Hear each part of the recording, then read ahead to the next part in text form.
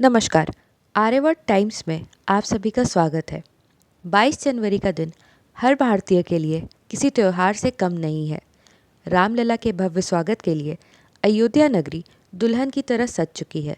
श्रद्धालुओं के स्वागत के लिए सुरक्षा व्यवस्था भी कड़ी कर दी गई है। राम मंदिर के उद्घाटन के साथ ही राम भक्तों के 500 साल का इंतज़ार खत्म हो गया है। राम मंदिर अयोध्या की धरती पर प्राण प्रतिष्ठा के लिए तैयार है। ये ऐसा दिन है जिसका सदियों से इंतज़ार किया जा रहा था। कई दशकों की कानूनी लड़ाई के बाद राम मंदिर बना है और अब प्राण प्रतिष्ठा का समय आ गया है। देश भर से हजारों लोग, साधु संत और धर्माचार्य अयोध्या पहुंच रहे हैं। आज हम आपको मुगल काल के इतिहास से लेकर राम मंदिर बनने की पूरी कहानी बताएंगे।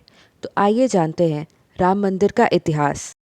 रामायण के अनुसार भगवान श्री राम का जन्म अयोध्या में ही हुआ था। बताया जाता है कि भगवान श्री राम के पुत्र कुश ने अयोध्या में उनका मंदिर बनवाया था।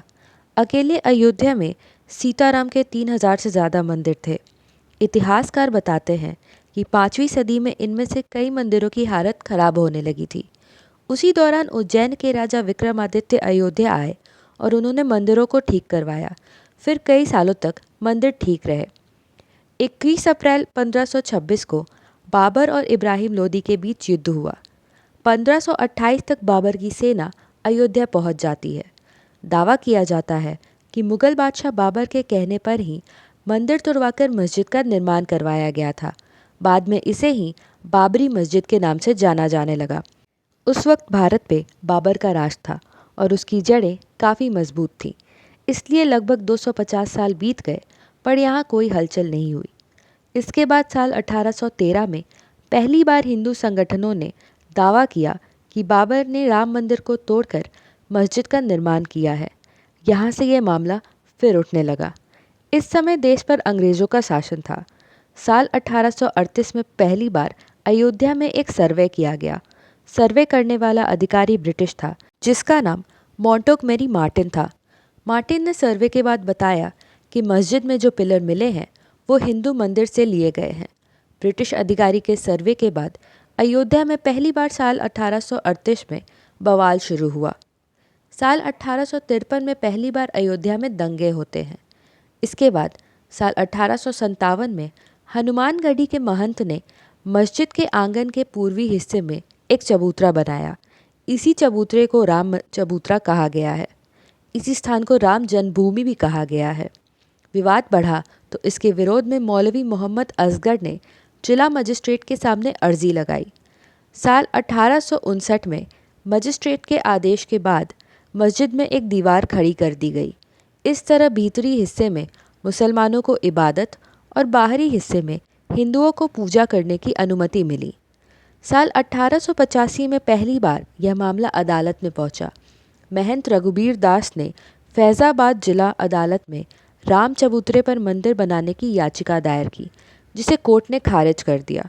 साल 1949 में मस्जिद के भीतर भगवान की एक मूर्ति मिली। हिंदू पक्ष ने भगवान राम के प्रकट होने का दावा किया तो मुस्लिम पक्ष ने कहा कि हिंदुओं ने चुपके से मूर्तियां अंदर रख दी। दोनों पक्षों ने एक दूसरे पर केस कर दिया। उधर प्रशासन ने इसे एक विवादित ढांचा मानकर इस पर ताला लगवा दिया। 1950 में गोपाल सिंह विशारद ने याचिका दायर कर राम चबूतरे पर पूजा की अनुमति मांगी।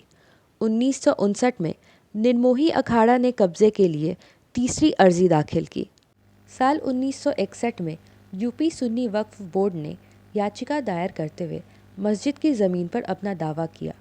साल 1986 में जिला अदालत ने विवादित ढांचे के दरवाजे खोलने और दर्शन की इजाज़त दी। साल 1989 में विश्व हिंदू परिषद ने विवादित ज़मीन पर राम मंदिर का शिलान्यास किया और पहला पत्थर रखा।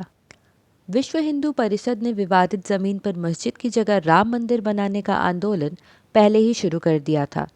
90 के दशक में राम मंदिर का मुद्दा ही राजनेताओं के लिए सर्वोपरि था।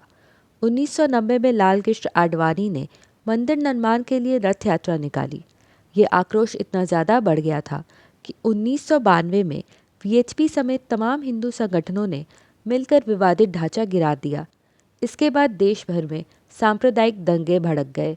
दंगों में 2000 से ज़्यादा लोग मारे गए।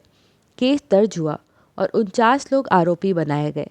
लालकृष्ण आडवाणी, उमा भारती, मुरली मनोहर जोशी, कल्याण सिंह समेत तमाम बीजेपी और विहिप नेताओं को आरोपी बनाया गया। 28 साल बाद कोर्ट ने सबूत के अभाव में सभी आरोपियों को बरी कर दिया। फैसले के वक्त 17 आरोपियों का निधन हो गया था। विवादित ढांचा गिराए जाने के 10 साल बाद साल 2002 में इलाहाबाद हाईकोर्ट ने ज़मीन पर मालिकाना हक के लिए सुनवाई शुरू की। साल 2010 में हाईकोर्ट ने विवादित ज़मीन को सुन्नी वक्फ बोर्ड, रामलला विराजमान और निर्मोही अखाड़ा के बीच 3 बराबर हिस्सों में बांटने का आदेश दिया। साल 2011 में हाईकोर्ट के आदेश को सुप्रीम कोर्ट में चुनौती दी गई। साल 2019 में सुप्रीम कोर्ट की 5 जजों की बेंच ने राम मंदिर के पक्ष में अपना फैसला सुनाया। मुस्लिमों को अलग से 5 एकड़ ज़मीन देने का आदेश भी दिया गया।